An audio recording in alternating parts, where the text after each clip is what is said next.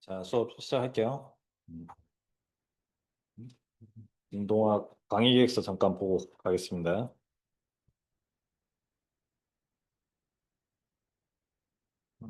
저희가 이제 중간 기말하고 쪽지 시험이 두 번 있는데, 다음 주 수요일에 진도학을 보기로 했고요.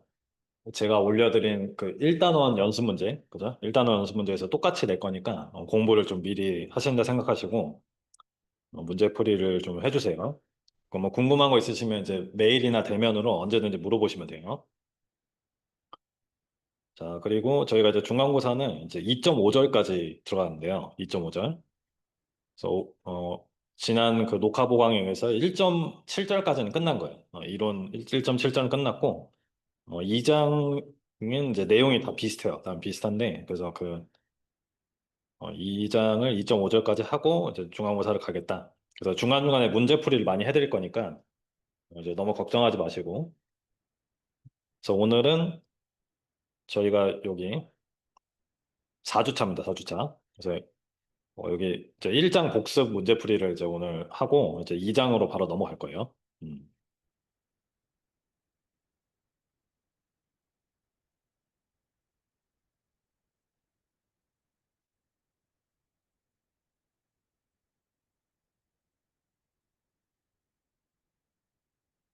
자, 1장 복습을 개념 복습을 간단히 좀 하고 흐름 좀 알려드리기 위해서 하고 제가 올려드린 연습 문제 중에 좀 몇 개 좀 까다로운 문제 한 세 문제 정도 풀고 오늘 마치겠습니다. 오늘은.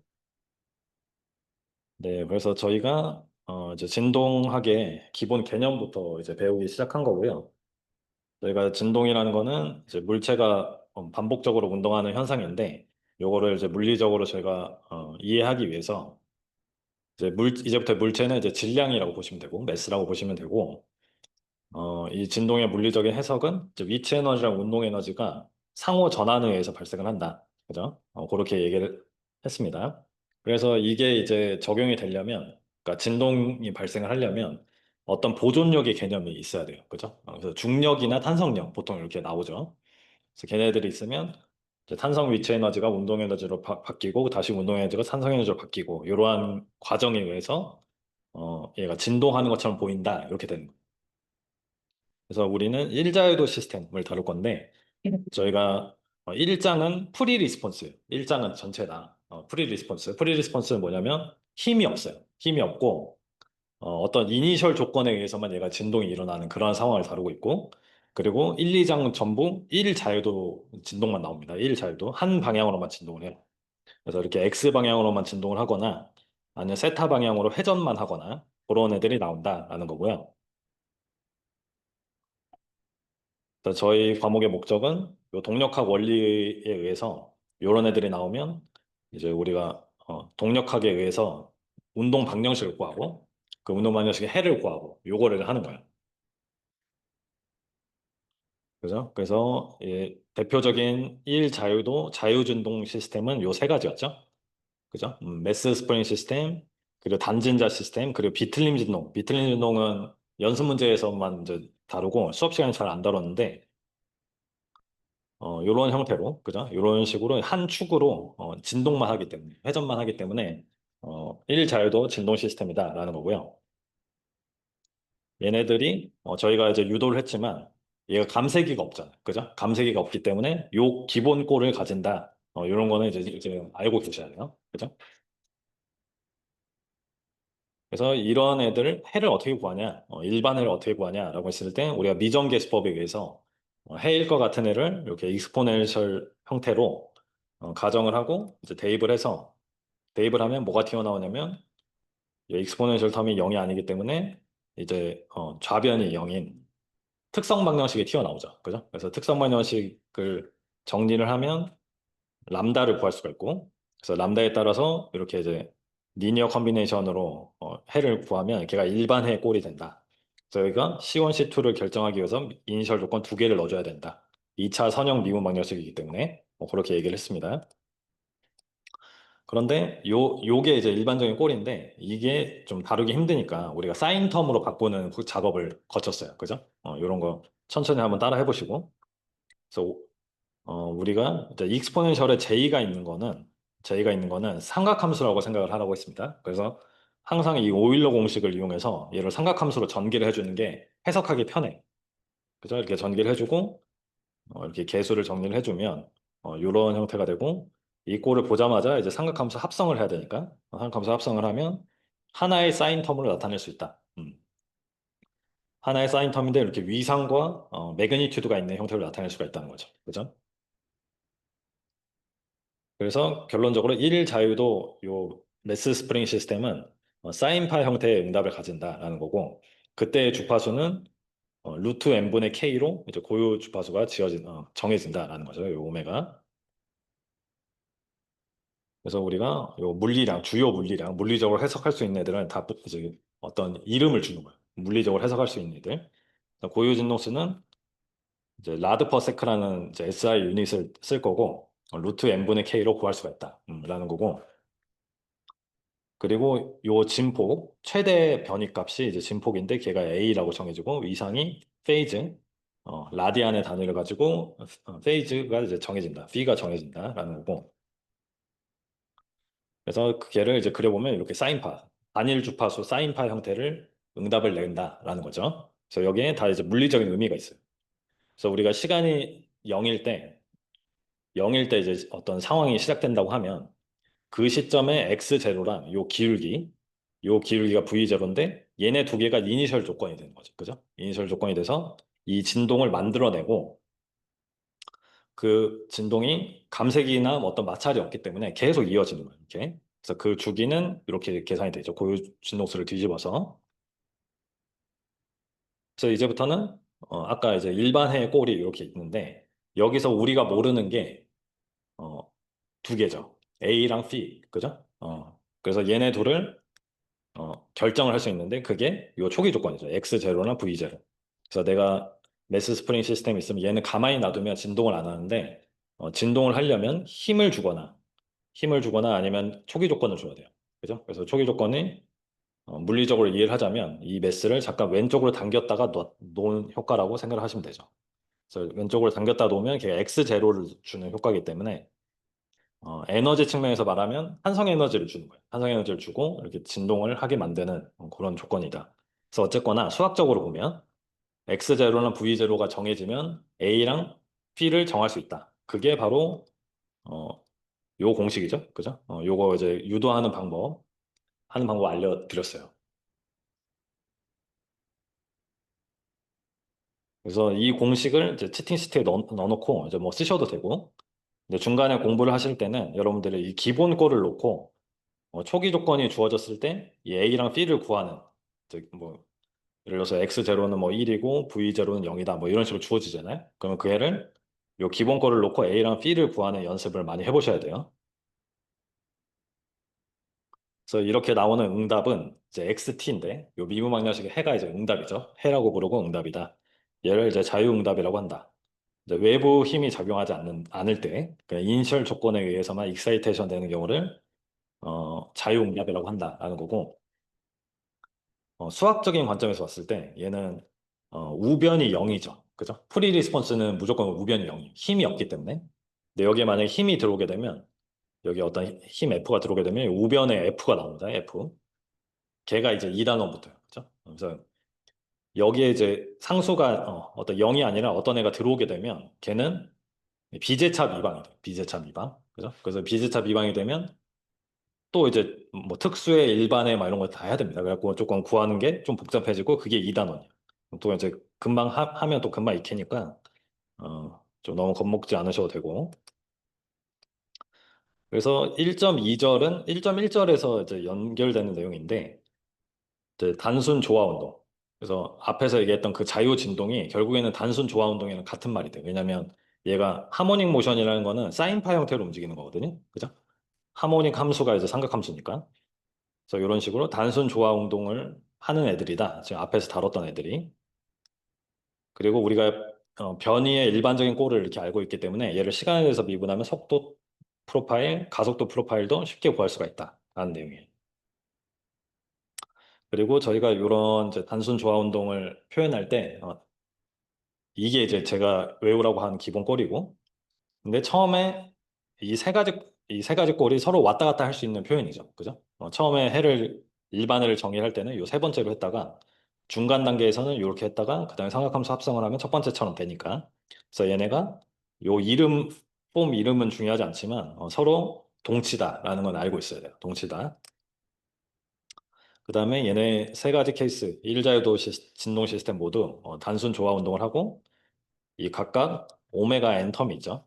그래서 요게 중요한데, 이제 루트 n분의 k가 고유 주파수라고 했는데, 그죠? 무조건 매스분의 루트 n분의 k를 하면 고유 주파수가 나오는 게 아니라, 우리가 미분방정식을 구했을 때 여기 2차 항에 있는 거, 그죠? 2차 항에 있는 게 여기 그냥 m이 없을 수도 있죠. 여기 다른 게 있을 수도 있어요. 그리고 요 미분이 없는 x 항에 있는 여기 텀, 그래서 얘를 구하고 요 예분의 얘를 하면 루트를 씌우면 걔가 이제 고유 주파수가 된다. 그죠? 그래서 그거를 이제 오른쪽 케이스로 가면 m 대신에 l이 있고 k 대신에 g가 있기 때문에 루트 l분의 g죠. 그죠? 그다음 얘는 루트 j분의 k가 된다라는 겁니다. 그다음에 이제 댐퍼가 나와요. 감색이.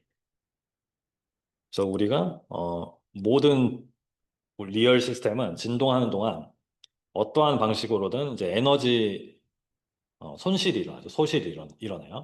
그래서 이 부분을 이제 표현하기 위한 모델링이 필요하다. 그래서 감쇄기가 도입됐다라고 이제 생각을 하셔도 되는데, 그래서 이 감쇄기라는 거는 요 피스톤의 움직임에서 나왔다고 그죠? 피스톤의 움직임. 그래서 여기에 이제 오일이 가득 찬 어떤 피스톤이 있을 때 얘가 어떤 속도 V로 움직인다고 하면 이 속도의 반대 방향으로 얘를 못 가게 하는 저항력이 있어요. 그래서 마찰력도 속도에 비례를 하기 때문에, 그래서 그 마찰력을 이렇게 비스코스 댐핑이라는 개념으로 이렇게 이제 힘을 모델링을 한다라는 거예요.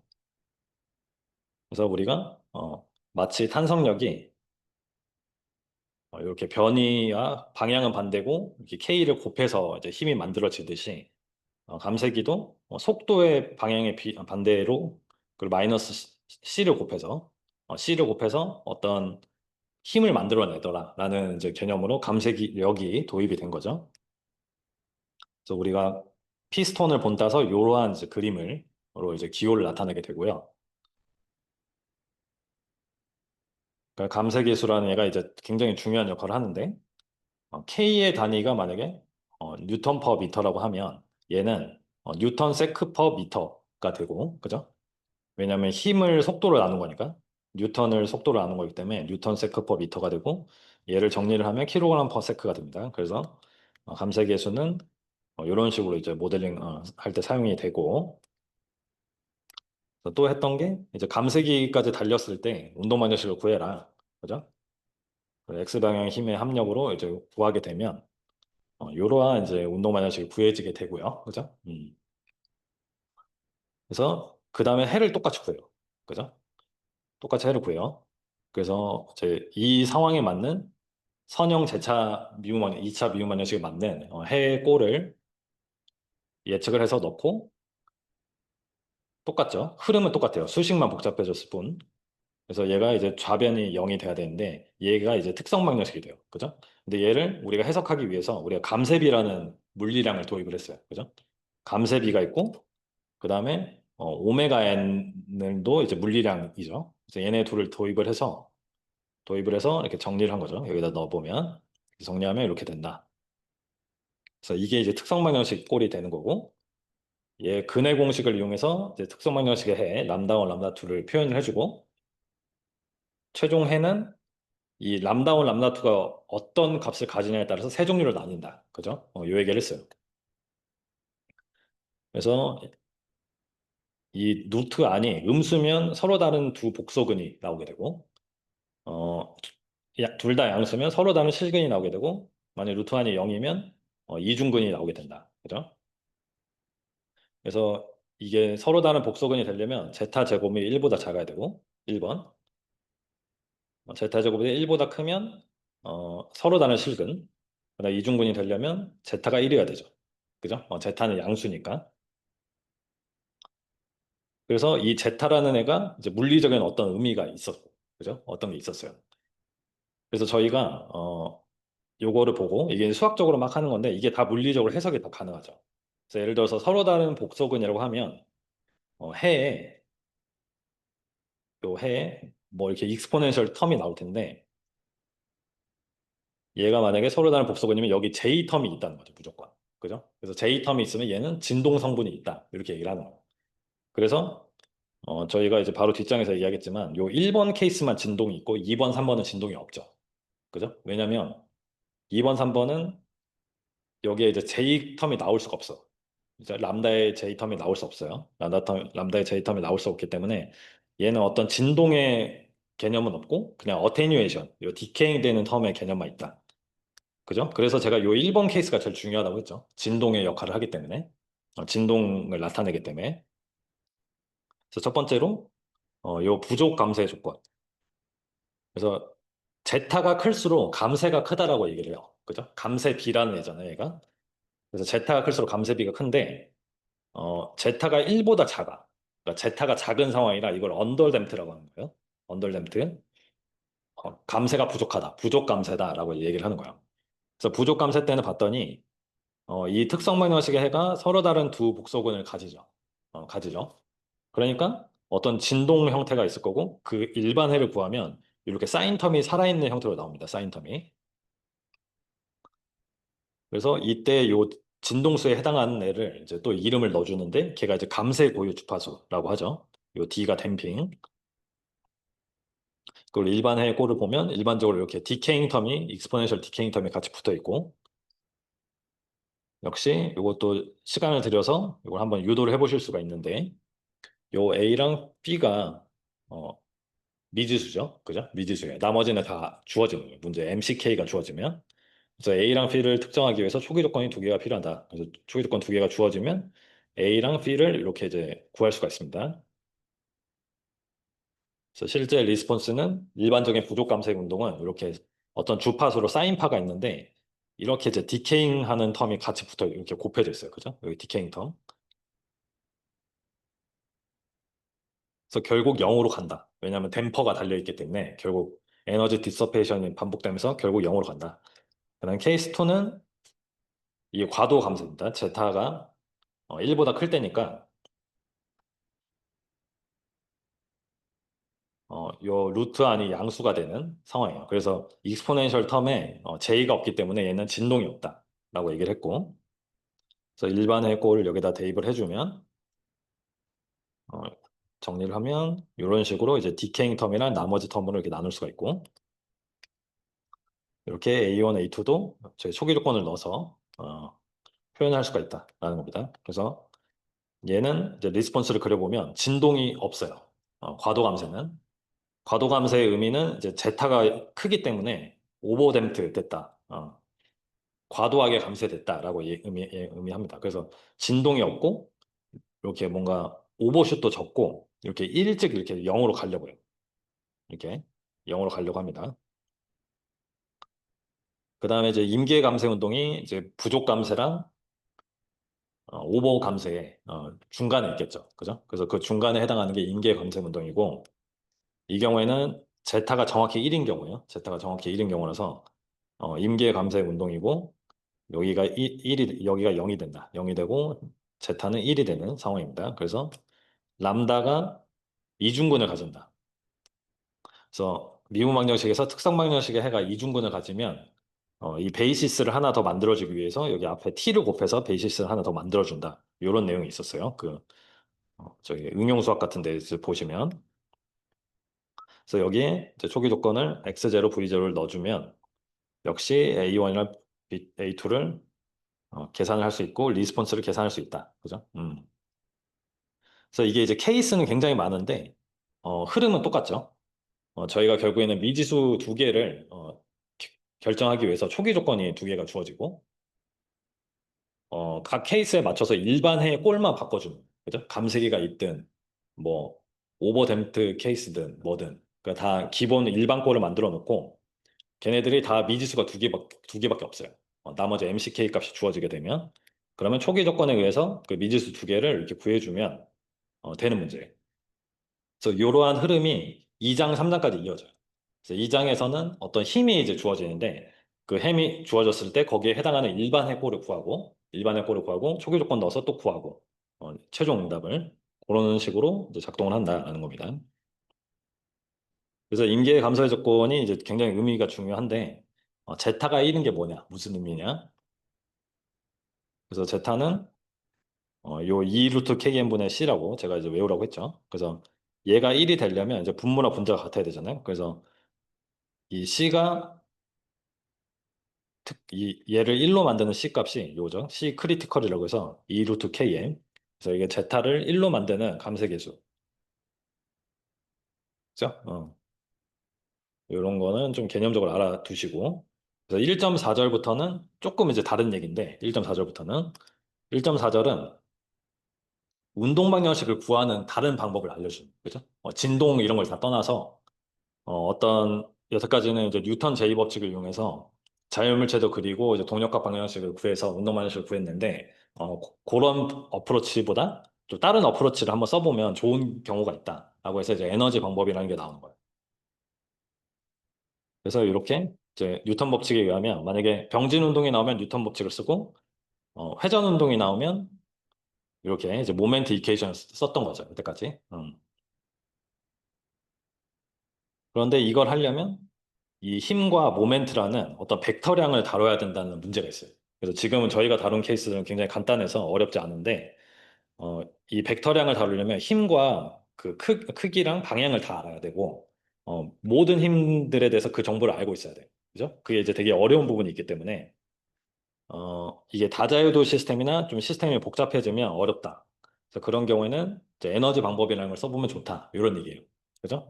그래서 에너지 방법은 이제 힘이나 토크값 이런 이제 벡터량을 알지 않고 이제 에너지라는 스칼라량을 가지고만 이제 문제를 풀 수 있다라는 이제 의미가 있습니다. 그래서 이 에너지 방법의 출발점은 일단 역학적 에너지 보존 법칙이라고 얘기를 했죠. 여러분들이 아시는. 그래서 1차 매스 스프링 시스템에 대해서도 얘 이제 운동 에너지랑 위치 에너지를 그러니까 합이 항상 일정하죠. 왜냐하면 감색이도 없고 마찰 저항도 없기 때문에 손실 에너지가 없어서 역학적 에너지가 보존이 되는 거예요. 그죠? 그래서 이 에너지 방법이라는 거는 t 플러스 u를 구하고 t랑 u를 각각 구해서 t 플러스 u 이퀄 콘스탄트다. 그 양변을 미분을 하면 이퀄 0이다. 로부터 운동만식 구하는 거. 그죠? 그래서 얘는 이제 에너지 방법이 굉장히 쉬운데 t랑 u만 만약 구했다. 그러면 미분만 잘하면 돼요. 그죠? 미분만 잘하면 운동만식을 쉽게 구할 수 있죠. 그래서 이 왼쪽과 같은 케이스에는 우리가 탄성 K에 의한 탄성 위치 에너지가 있고 요 X의 병진 운동에 의한 운동 에너지가 있으니까 2분의 1 MV 제곱 플러스 2분의 1 KX 제곱은 콘스탄트다 라고 해서 양변을 미분을 하면 이렇게 되는 거죠. 그죠? 그래서 미분을 할 때는 우리가 결국에는 T에 대해서 미분을 하고 싶으니까 그죠? T에 대해서 미분하고 싶으니까 여기 있는 애로부터 얘가 이제 X 닷이면 X 닷이면 X 닷으로 먼저 미분을 하고 그 X 닷을 T로 미분하고, 그죠? 이런 식으로 이제 속미분만 해주면 돼요. 중간중간에. 체인룰을 이용해서. 이런 것만 좀 연습을 해주시면 쉽게 할 수 있다라는 거고요. 뭐 이제 고유 주파수도 에너지 방법으로 유도를 할 수가 있죠. 그래서 이때 사용했던 방법은 최대 운동 에너지는 최대 위치 에너지랑 같다라는 역시 역학적 에너지 보존 법칙을 이용한 방법이었고, 이제 최대 운동 에너지에 해당하는 Vmax랑 최대 위치 에너지에 해당하는 Xmax를 구하기 위해서 우리가 이제 일반의 꼴을 이렇게 가정해서 이 진폭 값을 이용을 했다라는 겁니다. 그 다음에 세 번째 방법, 마지막 방법이 이 라그랑주 방정식, 라그랑주 운동 방정식을 구하기 위한 세 번째 방법. 라그랑주 방정식은 실제로는 굉장히 심오한 이제 방정식인데 저희 일자유도 시스템에 적용할 때는 굉장히 쉽습니다. 그죠? 그래서 이는 라그랑지안이라는 어, 물리량을 이제 라그랑지라는 사람이 만들어냈고 이 오일러 라그랑지 방정식을 직접 풀면 얘를 풀면 걔가 그냥 운동 방정식이 된다 요거예요. 그죠? 그래서 우리는 요식을 푸는데 우리는 일자유도 시스템이라서 일자유도 시스템은 좌표가 xt 또는 세타 t 정도로 이제 하나로 이제 정해진다. 그죠? 그렇기 때문에 만약에 x에 관한 시스템이다. 그라고 하면 요렇게 이제 대응시켜서 그냥 편미분을 풀어주면 쉽게 미분만식을 구할 수 있다. 그죠? 이것도 이제 많이 지난 시간에 해봤기 때문에 일단 놔두고 이 정도만 설명하고 넘어갈게요. 그 다음에 제가 이제 녹화 강의 올렸던 내용이 이거죠. 그래서 이제부터는 이런 이제 구조물이 나와요. 구조물. 그래서 이게 굉장히 좀 의미 있는 단어예요. 그 문제 자체는 좋지 않은데 우리가 분석을 할 때는 이렇게 이제 매스 스프링 시스템에 대해서 분석을 하잖아요. 항상. 그죠? 근데 실제 우리 모든 물체는 이렇게 생긴 놈은 없어요. 그죠? 이렇게 생긴 놈 없고 이런 애들은 있잖아요. 그죠? 실제로 이런 애들은 있어요. 이거 뭐 벽이라든가, 그죠? 어떤 달려있는 물체라든가 이런 애들이 있는데 걔네들이 어, K 성분을 갖고 있어요. 항상. 왜냐면 제 뒤에서 바로 K 값을 유도를 할 건데 우리가 이제 고체역학에서도 배웠다시피 이제 변형이 조금이라도 있잖아요. 그죠? 어떠한 딱딱한 물체라도 힘을 주면 조금이라도 변형이 있어요. 그래서 변형이 있다는 거는 요 강성 성분이 있다는 겁니다. 무조건. 그래서 우리가 이렇게 예쁘게 정제된 요 매스 스프링 시스템에 대해서 했던 이론을 이렇게 생긴 이런 구조물에도 적용을 할 수가 있어요. 왜냐하면 여기에 해당하는 K값 성분이 있기 때문에. 그죠? 그 얘기고. 그래서 이 단원이 조금 중요합니다. 1.5절이. 그래서 요 첫 번째에는 보면 어, 제가 이걸 한번 여쭤볼게요. 어떤 이렇게 매스가 있어. 매스가 달려 이렇게 매스가 달려 있고 만약에 이렇게 동그랗게 생겼다. 그럼 이렇게 그냥 달린 어떤 물체가 있다고 생각해 볼게요. 그럼 얘는 어느 방향으로 진동할까요? 어느 방향으로 진동할까요?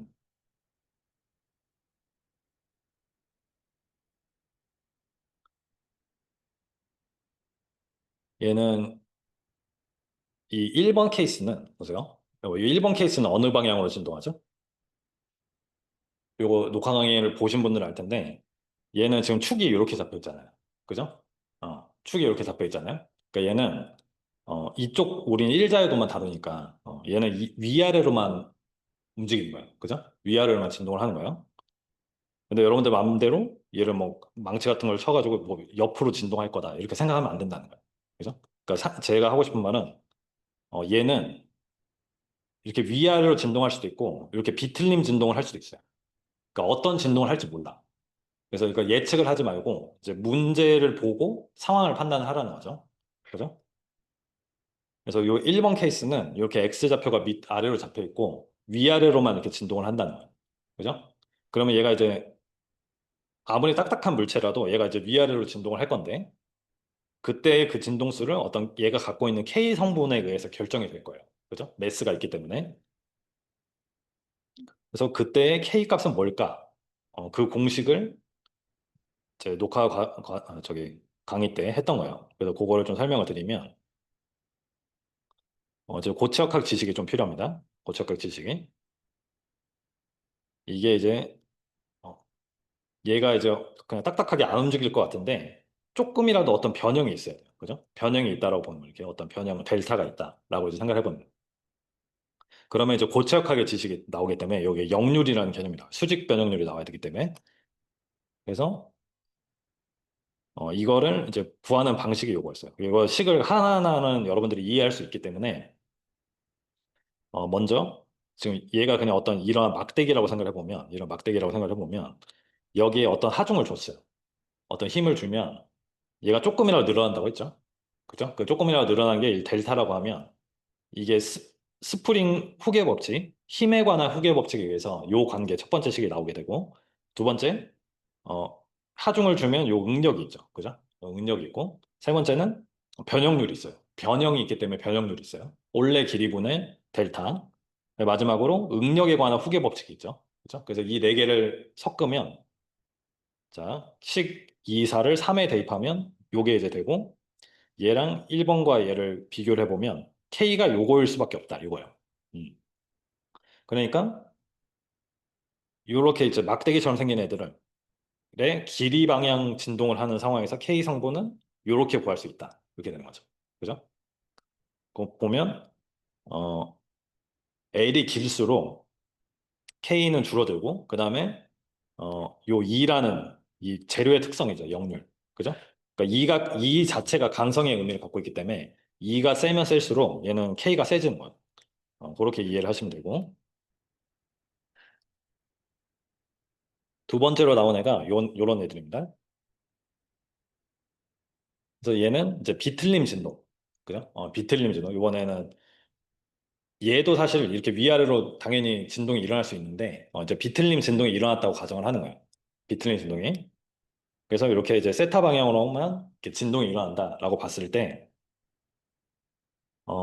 얘는 이제 우리 고체역학으로 따지면 3단원 내용과 관련이 있어요. 그래서 얘가 이제 비틀림 상황이 발생을 했을 때 나오는 개념들이 요 전단 탄성 계수랑 극관성 모멘트라는 게 있어요. 극관성 모멘트는 무조건 비틀림이에요. 얘는 비틀림 할 때만 나오는 애거든요. 그래서 이 비틀림 진동에 관한 식이 요건데 요것도 저희가 이해를 할 수 있어요. 고체역학 지식으로. 그래서 이제 전단 능력 상황으로 따져서 이 상황에서 나오는 변형은 얘가 이제 세타가 이렇게 살짝 이렇게 돌아가는 거죠. 그죠?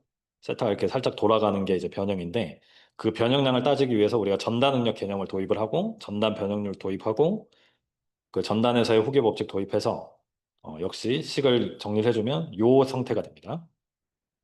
그래서 여기에 해당하는 K 값은 L분의 GJP 이렇게 된다고. 그죠? 요게 이제 3학년 과목부터는 이제 다른 과목에서 배운 것들이 이렇게 짬뽕돼서 나오기 때문에 이런 걸 좀 종합적으로 이해를 해주는 게 좋습니다. 그래서 아까 길이 방향은 이제 L분의 2A. 아까 길이 방향. 그 얘는 비틀림이잖아요. 그죠? 그래서 비틀림 상황에서는 이 단면적에 해당하는 애가 A의 역할을 하는 게 극관성 모멘트거든요. 그죠? 그리고 E에 해당하는 역률이 이제 전단 상황에서의 이제 탄성 계수니까 아마 G로 대응이 되고 이런 식으로 좀 이해를 해주시고 그다음에 스프링은 제가 시험에 안 냅니다. 스프링은 요거는 이제 지금 중간에 유도 과정이나 이런 좀 의미가 없기 때문에 얘는 안 내고 이제 횡방향 진동에 대한 이 빔의 강성, 보호의 강성은 이런 식으로 이제 식이 이런 식으로 유도가 된다. 이제 유도 과정은 제가 뭐 다루진 않았는데 한번 봐주긴 해주세요. 이렇게 이런 위아래로 진동하는 X가 이렇게 잡히는 이런 상황이다. 그런 겁니다. 그다음에 조금 이제 쉬운 게 나오는데 얘도 이제 좀 의미가 있어요. 그러니까 이제 스프링이 직렬 연결된 경우가 있고 병렬 연결된 경우가 있죠. 그죠? 근데 제가 얘기했죠. 이제 여러 구조물이 있어. 그러니까 여러 구조물이 있으면 예를 들어서 막대기 두 개에 뭐 메스 하나가 이렇게 달린 경우도 있을 거고. 그죠? 이런 경우도 있을 거고. 그러니까 이런 경우는 뭐냐면 여기에 해당하는 K 성분이 있고 여기에 해당하는 K 성분이 따로 있잖아요. 그죠? 그럼 얘네들을 합쳐서 어떤 하나의 K 성분으로 해석을 해야 돼. 그래서 그럴 때 필요한 지식이 요거예요. 그래서 각각의 K 성분을 우리가 알고 있을 때 얘가 병렬인지 직렬인지 판단을 하는 거죠. 그죠? 음. 그 얘는 딱 봐도 지금 엄청 튼튼해지잖아요. 그죠? 그러니까 이거는 이제 병렬 연결이 되는 거고 K 값이 전체적인 K는 증가하는 상황이 돼요. 이렇게 병렬 연결. 근데 K를 이렇게 직렬 연결하게 되면 얘는 약해지는 상황이에요. 그죠? K 두 개를 직렬 연결한 거는. 그래서 K 값을 A부터 C까지 등가 K를 구하게 되면 합분의 곱을 구하죠. 합분의 곱으로. 요 저항 뭐 병렬 연결 이런 거 할 때 많이 해봤죠. 그 다음에 스프링의 병렬 연결은 이제 옆으로 병렬 연결을 하는 거는 이제 튼튼하게 만드는 거예요. 강성이 세지는 역할이기 때문에 얘네 둘을 더하는 효과가 있다. 이렇게 좀 이해를 해주시면 돼요. 그래서 이러한 지식들을 합쳐서 어떤 상황이 나왔을 때 조금 해석을 해주면 되는 거고요. 1.7절은 이제 설계 문제로 얘를 한번 좀 대응을 시킨다. 맛배기로 한번 얘기를 드리는 건데, 예를 들면 이런 거예요. 우리가 이제 진동공학은 저희가 이제 기기과에서만 배웠는데, 예를 들어서 우리가 자동차의 서스펜션을 디자인한다. 그죠? 서스펜션 디자인하면 이렇게 이제 뭐 이렇게 모델링을 해요. 여기도 메스가, 여기에 뭐 큰 메스가 있고, 여기에 뭐 스프롱 메스, 언스프롱 메스 뭐 이런 식으로 얘기를 하는데, 여기에 이제 실제 서스펜션은 스프링 댐퍼 이렇게 나눠져 있진 않지만 그 실제 서스펜션 시스템을 보면 거기에 해당하는 C 성분이 있고 K 성분이 있어요. 그죠? 그래서 내가 얘를 분석을 해봤더니 얘가 지금 큰 매스가 내가 타는 사람이잖아. 그 사람이 타고 있는 부분이잖아요. 그러니까 얘가 진동을 적게 하려면 얘를 X로 보고 얘 위아래 진동을 적게 하려면 K랑 C가 어떻게 돼야 돼? 라는 이제 분석을 할 수가 있어요. 요거를 지식을 갖고 있으면. 그래서 그러한 관점에서 요 1.7절을 얘기를 하면 되는데 내가 MCK 시스템을 조정을 해서 원하는 진동 응답을 이론적으로 얻을 수 있다는 거죠. 그죠? 그래서 뭐 고유 진동수라던가 감쇄비라던가 이런 애들을 내가 뭐 KC 이런 걸 조절하면 알 수가 있다. 그래서 설계 파라미터로 연결을 시킬 수 있다는 거죠. 그래서 문제를 예를 들어서 어떤 이 매스는 2, 3km 단위로 움직인다. 2, 3km 사이에서 움직인다라는 거고 그리고 강성은 200보다 작아지면 안 된다라는 이제 조건이 있어요. 그러면 여기에 해당하는 고유 진동수의 범위를 이런 식으로 구할 수 있다. 그죠? 이게 이제 녹화 강의 때 한 내용이에요. 그러니까 설계 문제로 해석을 할 수 있다는 거야. 내가 원하는 리스폰스를 내기 위해서 MCK 값을 어떻게 정해야 되는가. 그래서 보통 저희는 이제 매스를 정할 수 있는 경우는 별로 없어요. 그 자동차의 경우도 이제 자동차의 매스는 정해져 있고 K랑 C 값을 이제 서스펜션 설계 파라미터로 바꿔서 이제 바꿀 수가 있는 거죠. 자, 그래서 이제 한 세 문제만 풀 건데 조금 어려운 문제를 요 문제 일단 한번 읽어보실게요. 요 문제가 제일 어렵거든요. 요것만 좀 같이 좀 천천히 풀어보고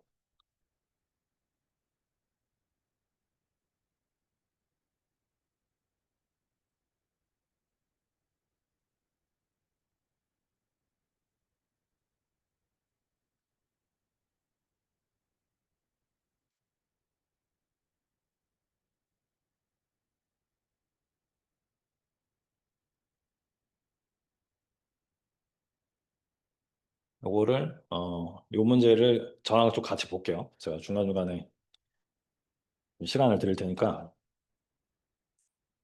이제 문제를 보시면 지금 상황을 볼게요. 이게 이제 페달, 그죠? 이제 뭐 피아노 페달이나 아니면 자동차의 엑셀 페달이나 이런 페달이 있는데 이 페달은 여기 밑에 스프링 성분이 있어요. 그죠? 원래 자리로 돌아와야 되니까 발을 떼면, 그죠? 그러니까 스프링 성분 걔를 이제 K라고 정의를 해놓은 거고 이렇게 스프링에 연결된 진자 형태 여기 이제 5점을 기준으로 회전 운동하는 걸로 해석을 할 수 있다라는 거죠. 그죠? 여기까지 이제 받아들일 수 있죠.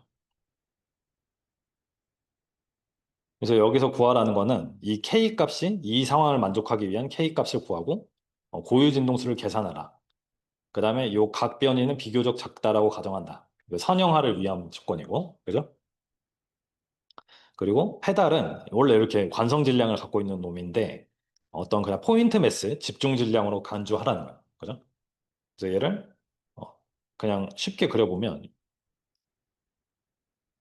요런 이제 매스, 요런 상황인 거죠. 이렇게 되고, 여기에 이제 스프링이 달린 거예요. 여기에 스프링이 달리고 세타가 이렇게 이제 증가하는 상황이다. 그죠? 이런 상황이라고 이제 볼 수가 있어요. 그러면 제가 이제 하나 여쭤볼게요. 그래서 이렇게 되어 있을 때, 이 K 성분의 스프링이 있을 때, 이 페달이 수평에서 1도를 내려간 상태를 유지한대요. 아무 추가 힘을 주지 않았을 때, 이게 이제 무슨 개념일까요? 이런 걸 이제 무슨 개념이라고 하죠? 제가 이제 수업 시간에 잠깐 언급했었는데, 이게 무슨 변형? 요게 이제 정적 변형이라고, 이제 스태틱 디플렉션이라고 제가 얘기를 했어요. 그러면 여기서 어떤 걸 해야 될지 여러분들이 좀 생각을 해야겠죠. 그러니까 중력에 의한 이 무게랑 이 스프링에 의한 발력이 평행을 이루는 이 상황에서. 그죠?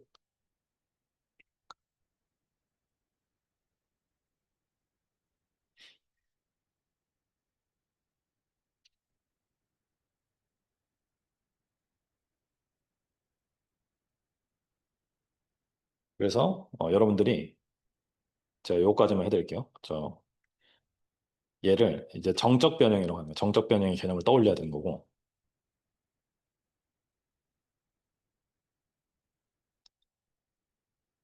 얘가 이제 어떤 변형량이에요. 그래서 정적 변형 어떤 각도 값인데, 얘가 1도 정도 내려와야 얘가 평형을 이룬다는 거죠. 그죠? 그래서 세타 1이 1도인데, 어, 이 도는 SI 유닛이 아니기 때문에 일단 라디안으로 바꿔야 돼요. 그죠? 그래서 도를 라디안으로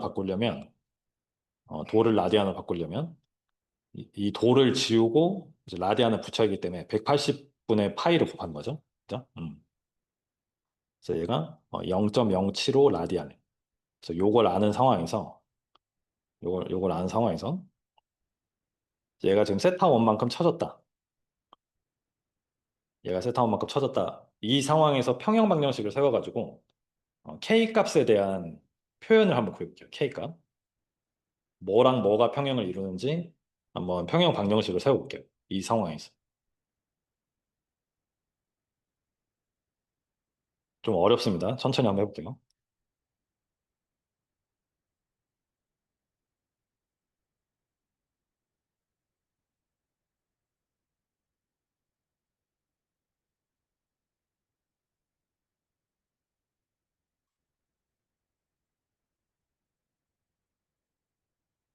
힌트를 주자면 모멘트 방정식을 한번 세워보시고 그리고 K를 한번 구해보는 거예요. K를.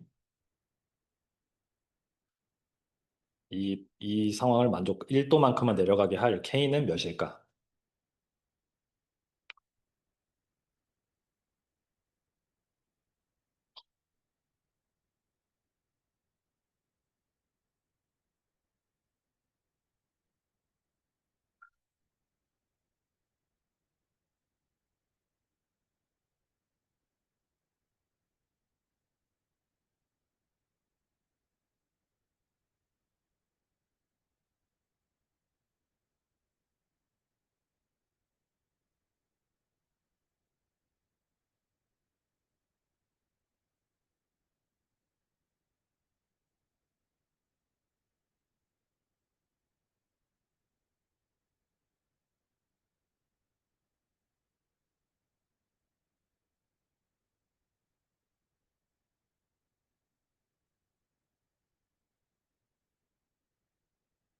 자, 해볼게요. 이게 이제 좀 헷갈리실 텐데 좀 몇 번 해보면 금방 해요. 지금 이제 자유물체도를 그려야 되거든요. 그죠? 평형식을 구하려면 자유물체도 얘한테 적용하는 힘을 다 표시를 해줘야 돼요. 그래서 어, 일단 중력이 이렇게 아래로, 그죠? 중력이 아래로 작용하잖아요. 중력이 아래로 작용하고 그 다음에 또 어떤 힘 있죠? 요 스프링 힘, 그죠? 요 스프링 힘이 있어요. 그래서 스프링을 지우고 어떤 스프링 힘이 작용할 건데, 그죠? 그 스프링 힘을 표현하려면 얘는 선형 스프링이거든요. 그러니까 뭐 비틀림 스프링이 아니라 선형 변위에만 반응을 하는 거예요, 얘는. 그래서 선형 변위를 요 델타 X라고 표기를 해주는 거죠. 그죠? 우리가 세타라고 정의를 하고 있지만 여기까지 말이 되죠? 그러면 얘가 만약에 델타 X다. 그러면 요 힘은 몇일까요? 요 힘은 뭐라고 표현하면 되죠? K 곱하기 델타 X 이렇게 표현할 수 있잖아요. 그죠? 어. 자, 그 다음에 우리가 지금 요에 우리가 단진자를 분석해 본 적이 있으니까 우리가 요 불력을 따지죠. 불력. 왜냐하면 회전 방향으로 어떤 힘이 작용하는지 정확히 알고 싶잖아요. 그죠? 그래서 요 불력을 따져야 돼요. 요 불력은 뭐라고 표현하면 좋을까요?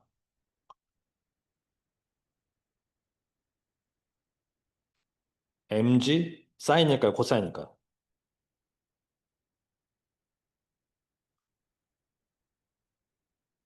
얘는 여기가 세타원이거든요. 그죠? 여기가 세타원이라서 mg 코사인 세타원, mg 코사인 세타원, 그죠? 이거 차근차근 해보세요. 그 다음에 요 스프링 힘도 불력이 있어요. 그죠? 회전 방향으로 주는 불력이 있습니다. 그래서 그 불력을 이렇게 표시를 하고 얘는 뭐라고 부를까요?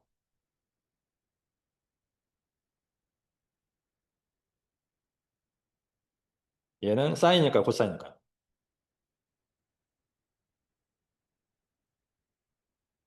얘도 코사인. 그죠? 똑같잖아요. 이거 지금 이 상황이 화살표 방향은 반대고. 그래서 K 델타 X 코사인 세타 1이라고요. 그죠? 이제 거의 다 했어요.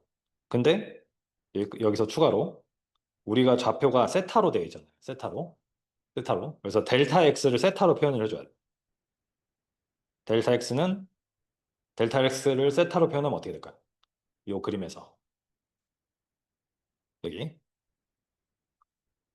L1에다가 뭘 곱하면 될까요? L1에다가 L1에다가 사인 코사인 L1에다가 여기 사인이잖아요. 얘는. 그죠? 그래서 L1 사인 세타 이렇게 해주면 돼요. 그래서 여기 조금 복잡해졌는데 얘를 여기다 대입을 해주면 세타1을 위에다 델타 X를 대입을 해주면 구할 수 있다. 이겁니다. 그래서 이렇게 그려놓고 자, 여러분 이거 차근차근 하면 어렵지 않아요. 자, 여기가 5점이라고 했을 때 회전 중심의 5점이라고 했을 때 모멘트를 반시계가 양수다라고 이제 해보는 거예요. 모멘트 한번 세볼까요? 모멘트씩. 지금 힘이 두 개밖에 없어요. 이 힘 분력을 표현해서 이 모멘트식을 한번 구해볼게요. 써볼게요.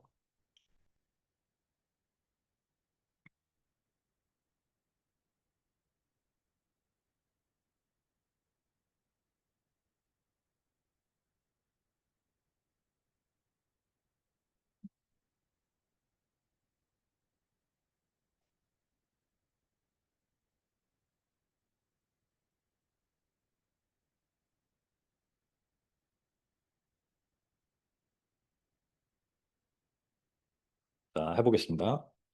먼저 요 중력의 분력이 시계 방향으로 돌리죠. M을 기준으로. 그래서 음수고 mg 코사인 세타 1. 그 다음에 어, 모멘텀이 몇일까요? 모멘텀. 모멘텀이 L2. 모멘텀이 L2. 그죠? 전체 길이니까. 그 다음에 요 탄성력에 의한 방향이 반시계로 모멘트를 주잖아요. 그죠? 걔는 플러스 K L1 사인 세타 1 거기에 코사인 세타를 곱하고 모멘텀이 L1이기 때문에 L1 한 번 더 곱해주고 이렇게 되면 음. 그래서 이 두 힘이 평형을 이룬다. 이퀄 0이다. 이렇게 되는 거죠. 그죠?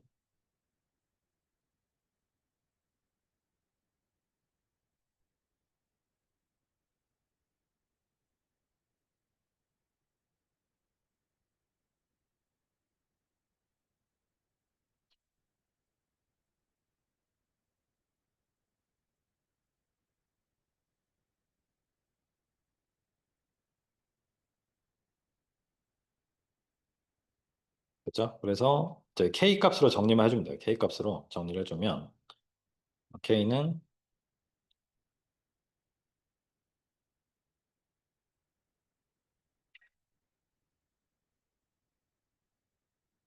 이렇게 되고 이제 세타 1에다가 0.017로 라디안을 넣어주면 여기 지금 M이랑 G랑 L1, L2 값 다 있어요. 이걸 넣어서 계산을 해주면 2106 뉴턴 퍼 미터가 나와요. 그래서 정적병에 의해서 요 변형의 정권에 의해서 K 값을 구한 겁니다.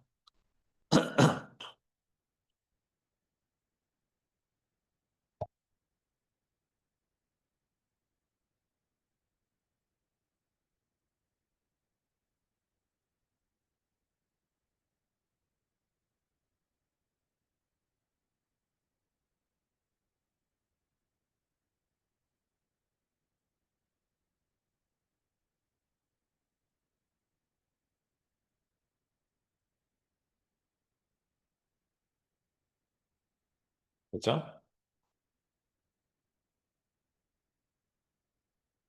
그래서 이렇게 K 값을 구하고 이제 전체 운동 방정식을 구해야 돼요. 전체 운동 방정식. 요 문제가 제가 제일 어렵다고 했어요. 그래서 요것만 이 문제만 할 줄 알면 다른 문제 금방 하니까 K 값을 구했고 이제 걔는 이제 정적 변형 상황이었고 실제로는 이제는 이제 세타가 바뀌면서 막 진동이 일어나는 상황인 거죠. 그죠? 어. 그래서 제가 이제 그림을 그려드릴 테니까 운동 방정식 한번 보여볼게요. 여기 매스가 있고 이제 가만히 놔두면 이렇게 세타 원만큼 쳐지고, 그죠?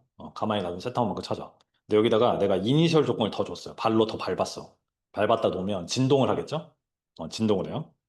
그래서 그때 그 상황을 표현하기 위해서 이렇게 세타라는 좌표를 단 거예요. 세타 t라는 좌표. 상황을 이해를 해주시고. 그래서 이게 이제 헷갈리니까 세타 1도 있고 세타 2도 있으니까 제가 세타 프라임 t라는 이 세타 프라임 t라는 좌표를 잡았다고 생각할게요. 좌표를 잡았다고. 그래서 세타 프라임은 세타에다가 세타 1을 더한 그냥 치환한 한 거예요. 음. 그래서 제가 이제 여러분들한테 여기 지금 스프링이 달려 있잖아요. 그죠? 스프링이 달려 있어요.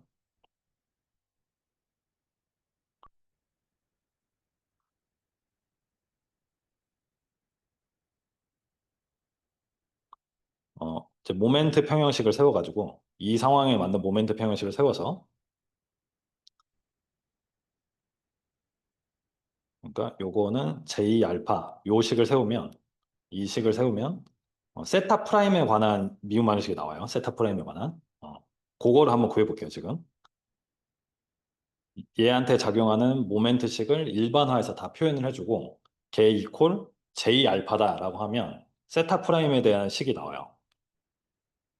그거를 일단 한번 한 1, 2분 시간 드릴 테니까 좀 생각을 해보시고 제가 같이 풀어드릴게요.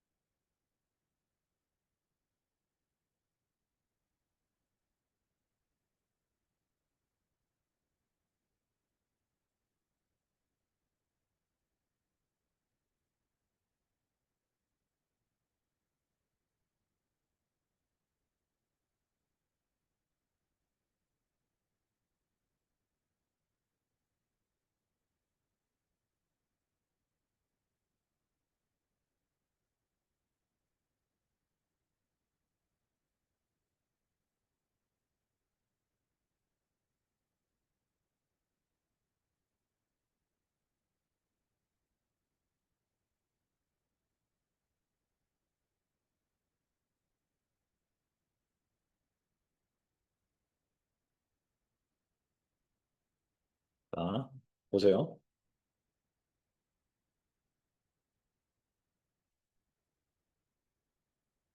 이제 제가 모멘트 평형식을 세울 건데 일부러 이게 지금 세타의 방향이 시계로 잡혔기 때문에 제가 일부러 시계 방향이 양수다라고 잡은 거예요.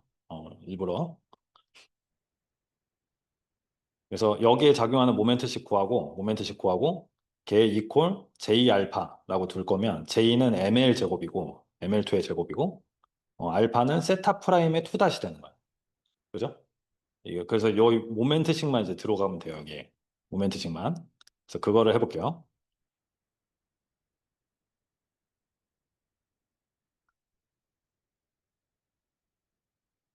아까 했던 거랑 똑같아요. 그래서 여기에 mg, 여기에 mg고 여기에 이제 불력이 어, 여기 가운데 각도가 이제 세타 프라임이 되는 거예요. 그죠? 그래서 얘는 mg 코사인 세타 프라임 이렇게 되는 거예요. 그죠? 일반화된 좌표로. 그 다음에 요 L1에 해당하는 지점에 요 L1에 해당하는 지점에 이렇게 이제 스프링 힘이 작용할 건데 스프링 힘이 작용할 건데 그 스프링 힘은 불력이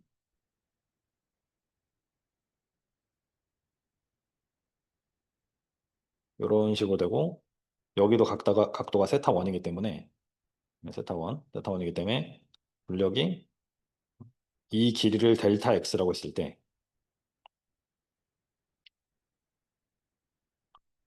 길이를 델타 x 프라임이라고 했을 때 이 불력은 k 델타 x 프라임의 불력이니까 코사인 세타 프라임 이렇게 된다고요. 그죠? 차근차근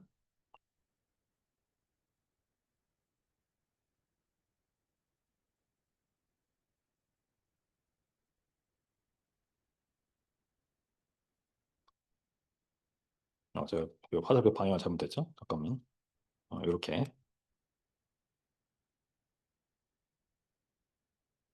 이렇게 이제 회전 방향을 잡아야 되니까 얘가 세타 프라임.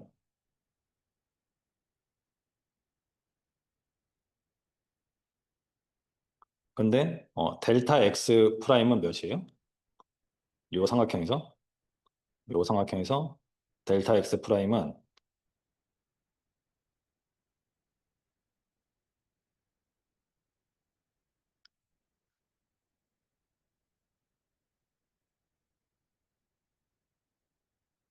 L1 곱하기 사인 세타 프라임이잖아요. 그죠? 여기까지 됐죠? 그래서 얘를 여기다 넣어가지고 어, 모멘트씩 구하면 되는 거예요. 그래서 요거를 조금 시간을 들여서 이해를 하셔야 돼요. 그래서 모멘트식을 구하면 시계 방향이 양수다. 그러면 요 중력의 불력이 요 5점을 기준으로 중력의 불력이 이 매스를 돌리려는 힘, 걔가 뭐냐면 mg 코사인 어, 세타 프라임, mg 코사인 세타 프라임이고 모멘텀이 몇이에요? 요 5를 기준으로 이 중력이 모멘텀이 L2죠. 그죠? L2 전체 길이. 그 다음에 얘를 반대 방향으로 K 성분이 탄성력이 적용을 하잖아요. 걔는 어, 지금 시계가 양수니까 반시계고 K 곱하기 L1 사인 세타 프라임 코사인 세타 프라임 그리고 모멘텀이 L1이니까 L1 마지막에 곱해주고 그죠? 차근차근. 그래서 얘의 결과물이 J 알파인데 걔가 ML2 제곱 포인트 매스니까 L2만큼 떨어진 포인트 매스니까 ML2 제곱 세타 프라임의 2 다시다 이렇게 되는 거예요. 그죠?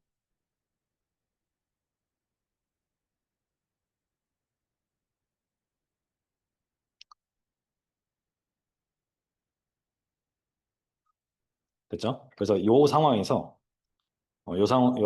선형화를 써볼게요. 선형화. 여기 솔루션에 이제 좀 자세히 풀이가 안 돼 있어서 제가 좀 자세히 합니다. 선형화를 하면 세타 원, 세타 프라임, 세타가 다 굉장히 작다라고 가정하는 거예요. 그죠? 선형화. 그래서 세타는 0에 가깝다. 세타 프라임도 0에 가깝다라고 가정을 해볼게요. 음. 그러면 요 왼쪽이 굉장히 좀 간단해지는데 MGL2 왜냐면 코사인 세타 프라임이 1이 되니까 코사인 세타 프라임 1 사인 세타 프라임은 세타 프라임에 가까워지고 세타 프라임에 가까워진다.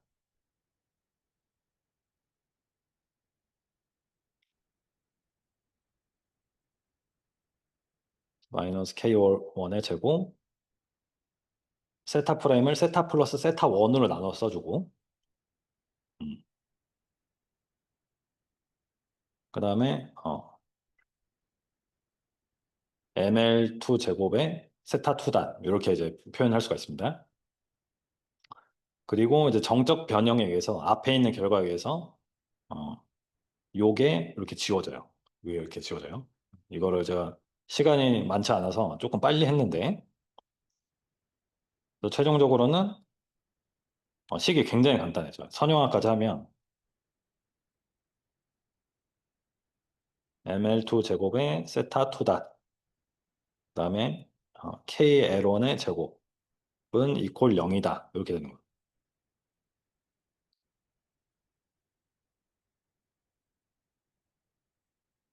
그죠? 그래서 이제 고유진동수를 구하는 게 문제인데, 고유진동수. 그래서 고유진동수는 요 2차 항분에 여기 세타가 있어요. 세타. 오메가에는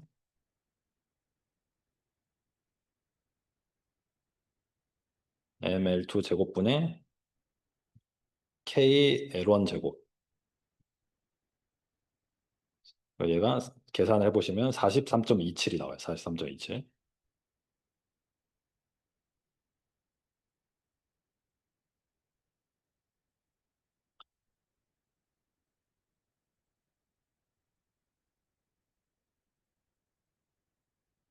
그래서 여러분들이 이런 이제 회전 운동한 애들이 이렇게 리니어 스프링이나 이런 애들이 같이 나오면 좀 많이 헷갈려 하거든요. 그래서 이런 것 중에 이제 가장 어려운 문제 중에 하나니까 이런 이제 운동 반응식 구하는 거를 좀 천천히 복습을 하면서 좀 공부를 해주시고요.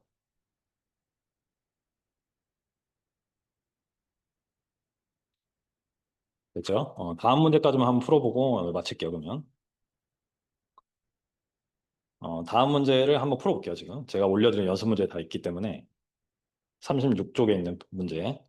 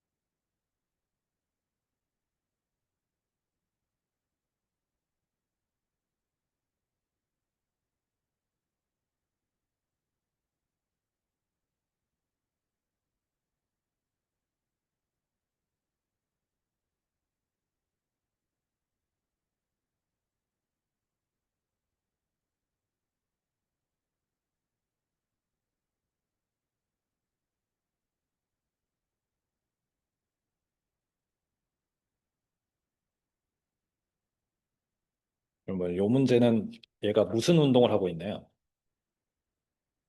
요런 애들을 운동을 무슨 운동이라고 하죠? 요게 이제 회전이나 병진을 같이 하고 있잖아요. 그죠? 그래서 이걸 롤링이라고 하죠, 롤링. 그래서 롤링 운동을 할 때, 지금 무슨 고유진동수를 구해야 되니까 얘는 운동마녀식을 일단 구해야 돼요. 운동마녀식을 구해야 되니까. 근데 롤링 운동할 때 운동마녀식 구하는 게 이제 에너지 방법을 쓰는 게 좋다고 했죠. 편하다고 했어요. 자, 얘는 롤링 운동이고, 회전은 병진이 같이 있다. 그래서 우리가 이제 에너지 방법을 한번 써볼게요. 에너지 방법. 근데 에너지 방법을 쓰려고 하니까 문제가 뭘까요? 여기서. 문제가 하나 있는데,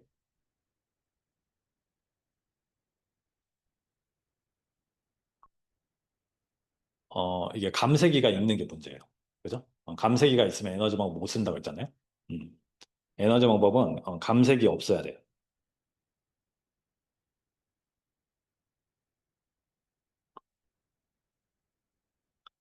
근데 감색이가 있을 때도 적용을 할 수가 있습니다. 그걸 어떻게 하냐면 C0이라고 가정을 하는 거예요. C가 0이라고 가정. C가 0이라고 가정하고 에너지 방법을 쓴 다음에 마지막에 C에 의한 힘 텀만 추가를 해준 방식이거든요. 자, 그래서 이게 지금 문제에서 요 X는 R세타라고 되어 있죠. X는 R세타라고 이게 노슬리 컨디션 대신에 이게 주어진 거예요. 그래서 제가 T랑 U를 여러분들 구해볼게요. T랑 U를. 에너지 방법을 쓰는 거예요, 다시. T랑 U를 여러분들이 지금 구해보세요.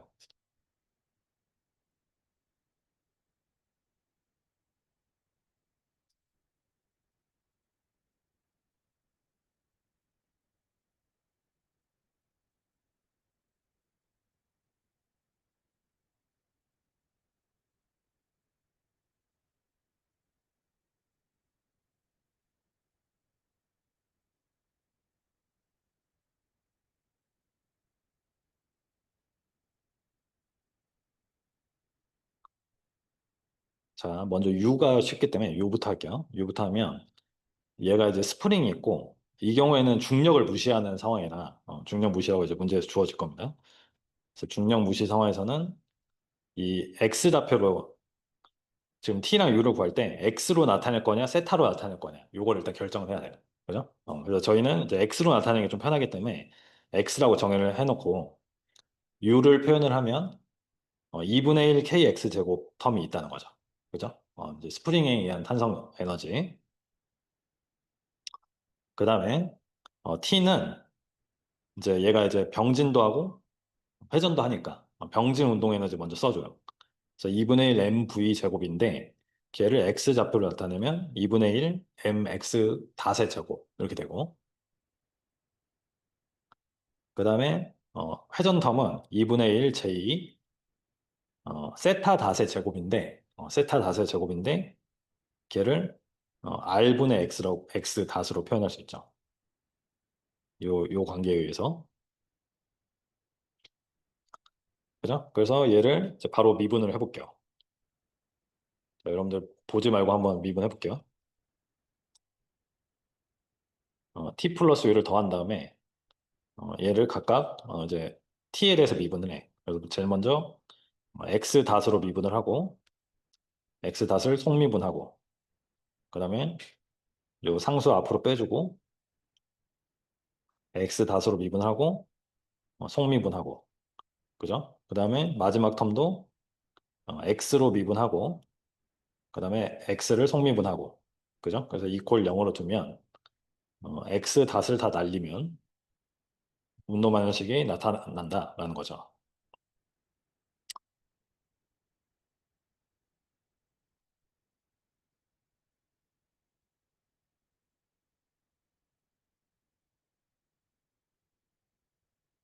플러스 kx는 이퀄 0이다가 나오죠. 근데 저희가 감세기를 0이라고 자기 마음대로 0이라고 가정했잖아요. 그죠? 그래서 마지막에 감세 텀을 여기서 추가해 주는 거예요. 왜냐면 감세기라는 건 뭐냐면 그냥 힘 차원에서 보면 그냥 감세력을 주는 애거든요. 그래서 감세력 텀만 마지막에 추가를 해주는 거예요. 감세력 텀 추가. 그래서 최종 운동 방식은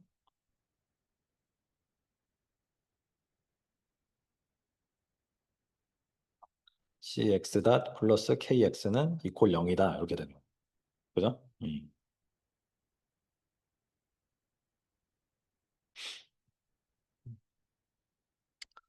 어, 이제 요 문제는 사실 요걸로 끝나면 안 되고 감세 고유 진동수를 구해야 되거든요. 그죠? 제가 올려드린 솔루션에 있는데 여기에 해당하는 오메가 n을 구하고 제타를 구하고 그죠? 제타를 구하고 오메가 d를 구하면 답이 나오는 문제예요. 그래서 요것도 이제 조금 시간을 들여서 한번 보세요. 제가 솔루션을 올려드렸기 때문에 이렇게 원룸만식 구하고 이렇게 구하는 문제다라는 부분입니다. 그렇죠? 그래서 맨 마지막 문제는 좀 어렵지 않은 문제이기 때문에 일단 한번 혼자 풀어보시고 제가 기회가 되면 다시 풀어드릴게요. 됐죠? 오늘 여기까지 하고 고생 많으셨습니다.